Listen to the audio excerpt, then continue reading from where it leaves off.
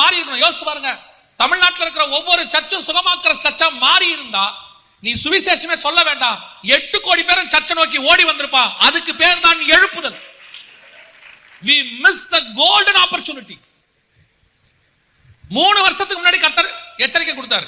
2018 இருந்து சொன்னார், கொள்ளை நோய் வரப்போகுது. நம்ம என்ன பண்ண முடியும்? மருந்து கண்டுபிடிக்க வேண்டாம், ஏற்கனவே நம்ம கிட்ட மருந்து இருக்கு. இயேசுவின் நாமம் கையில இருந்துச்சு. நாம மட்டும் விசுவாசத்துல பலப்பட்டு நின்று இருந்தோம்னா இந்நேரம் அப்படியே 10 மடங்கு சர்ச்சு வளர்ந்துருக்கும். நம்ம சான்ஸை விட்டுட்டோம். இப்ப 2வது சான்ஸ் வரப்போகுது. 2வது சான்ஸ். இப்ப என்ன பண்ணணும்? பஞ்சத்தினுடைய உச்சத்துக்கு, இப்ப எப்படி கொரோனா உச்சத்துக்கு போச்சோ அதே மாதிரி பஞ்சத்தின் உச்சத்துக்கு இந்த பூமி போகும். அடுத்து அதான் நடக்கும் வேர்ல்டு வைட். அப்ப பஞ்சத்துல உச்சத்துக்கு நாங்க என்னங்க பண்றது? பஞ்சம் உலகம் முழுக்க வரும், தேவ பிள்ளைகளுக்கு மட்டும் வராது.